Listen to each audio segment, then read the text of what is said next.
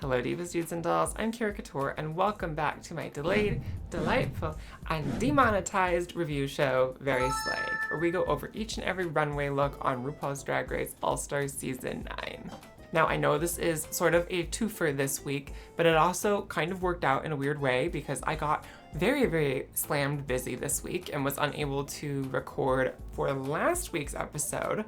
And then this week's episode, for episode 11, I think is the first time the queens are just not in drag at all at any given point in this episode, aside from like where they're reviewing last week's episode and all of that. But really, aside from that, I think this is the first episode of Drag Race where they just are not in drag for anything. And we don't see the challenge, they don't do the runway, there's nothing. Really, the most eventful thing is finding out about the double diamond twist. There wasn't anything to talk about really this week. So it kind of worked out because now we can just review last week's performance outfits and go over all of them. Now I will say this episode, even though it's covering essentially 2 weeks, it's probably going to be a fast episode because these are performance outfits. That's all it is. That's it. Nothing super incredibly crazy. But like always, if I think the looks are fine, get the job done, but aren't blowing my mind in any way, we give it an okay. If I love it, I give it a slay. And if I don't for any reason, we give it a nay. And that's all in efforts to find my weekly slay of the day, my favorite look of the episode, which will go head to head against our current reigning slay of the season to determine which one will advance to the finale episode next week. As it stands now, it is Chanel's Pearl Runway. Things can change. And as always, if you enjoy the content, be sure to like, comment, and subscribe for even more lovely little things coming your way. I do have content coming for both Drag Race Philippines Season 3 and Global All-Stars. Get excited. Now, let's dive into these looks. Okie dokie, first up, we have got Mick in this kind of chain metal little dress bodysuit situation. It's that same little villain brow that I adore, but I am a little tired of seeing it. It's the same eye shape, it's the same lip shape. Is it bad? No. Am I blown away by it? No. I love a sheer glove. I'm glad there's a sheer glove moment going on here. And I think the outfit is cute. I think the whole thing works together well, but I'm not blown away by it. At the same time, I would wear this, and I think it does look very good. And it gets the job done for a performance outfit. It allows for mobility. It has some range of movement with the skirt that you can play around with. And, it's a well-constructed look, so I'm gonna give it a slay. Next up, we have Plastique Tiara. This yellow coat, I hate. I hate the coat so much. I hate the print. I hate the cut of it on her. It hits in a weird spot with the boots being like a bit over the knee thigh highs. It makes her legs look really short and disjointed because it cuts the body off in a weird way in the full shot here. So I don't like it for that reason. The bodysuit underneath it, it's cute. We all know she's a body girl at this point. I like the hair, the makeup's stunning. It's always going to be, but it's not incredible. It's an okay look. Then we have Nina West. Nay. I don't think I need to explain my reasoning here. The makeup's nice. I'll give her that. Next.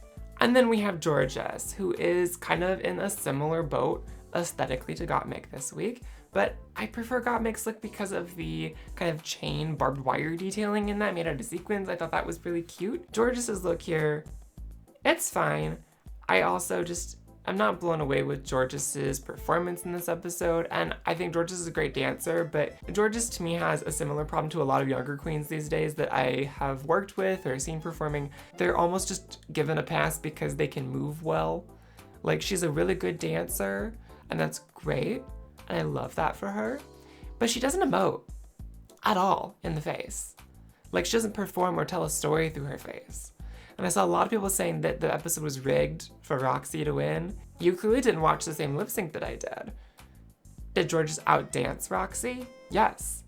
But she did not outperform Roxy. And I think that's a real testament. And if anything, what I loved about this episode, now I know this is me talking about Georges' look, but I'm talking about the whole episode now.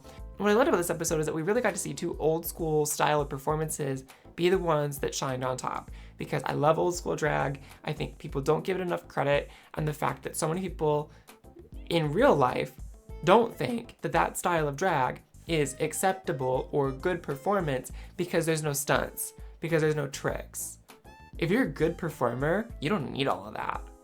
You can just be a good performer. I thought a lot of what she was doing didn't really fit the song in the same way what Roxy was doing did.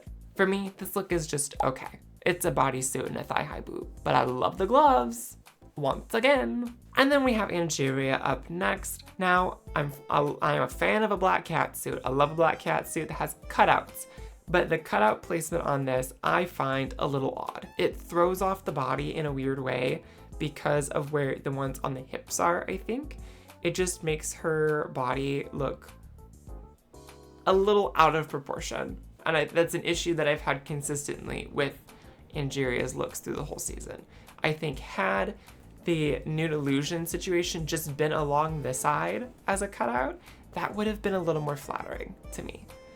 I like how it's accented. The stoning work is really nice. I like this hair on her. The height is great. Honestly, the whole thing is kind of giving me Bayonetta a little bit, which I'm very here for. She just needs the glasses, the guns, and the long sleeves, and she's good to go. But it's okay. I'll give it an okay. And next up, we have Vanjie. Makeup, stunning, gorgeous. Hairography, stunning, gorgeous. I love the silver boots. That is it. The outfit she starts in is actually not particularly that bad to me. I like the red shorts. I like the cut of the jacket on her with the glove and the bracelet detailing. Like, that whole look to me makes sense. What she ends up in, the pink corset with the orange panty and the yellow, orange, and pink bra and the garters, I don't think any of that makes sense together with the silver boot or the glove. To me, that's a miss. So I'm just gonna give this an okay. Next up, we have Chanel. This is clean. This is well put together. She looks like an ice dancer, and I love that. I love the fringe. The cutout placement on this bodysuit is perfect. And I think this is a much more flattering position for the cutouts than like what Angeria's bodysuit had. So I love this. She looks stunning. The dance shoe, here for it.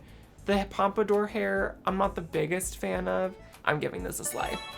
And next up we have Roxy. I think Roxy's outfit here, I think the little blue robe dress situation is cute. It's a really pretty color on her. I like that part of it a lot, but it's nothing incredible. I think the green outfit underneath is also a really pretty color on her, and I love an opera glove. I love an opera glove. And I love the drape of this dress. But again, it's nothing incredible. It's nothing that's blown me away.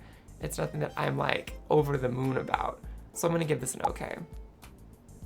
And then if we go into our top two looks for that lip sync with Chanel, I love this coat. I think this is everything that we've learned about Chanel over the season aesthetically. Is she loves an exaggerated shoulder.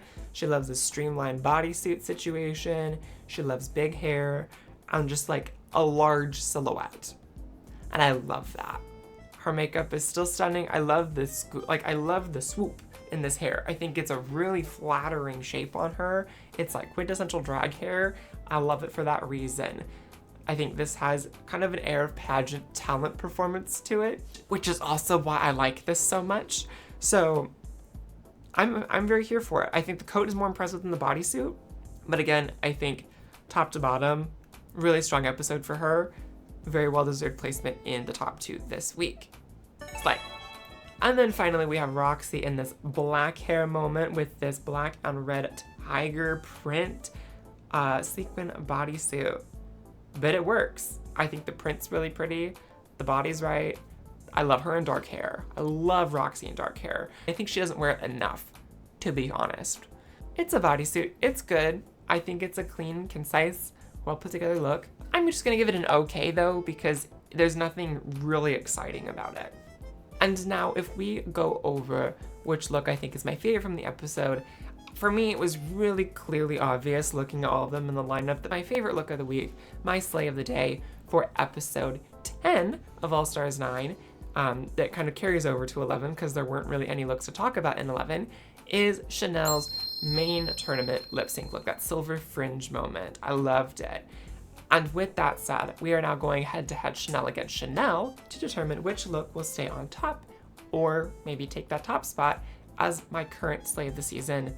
I mean, come on. There's no competition between these two. The Pearl Runway is gonna advance. I love that look. Chanel's look is going to be what goes in as our slay of the season for the finale.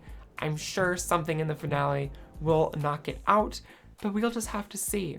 So, next week we find out who wins, who gets the $200,000 towards their charity, and we end this next All-Star season and head right on into the next thing.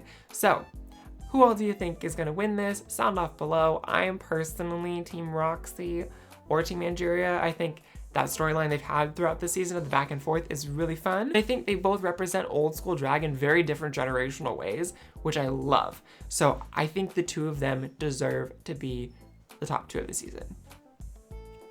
But that's just me. Anyways, that's it for me for this one. Be sure to go out there, stay kind, stay queer, and make sure that your day is very slay.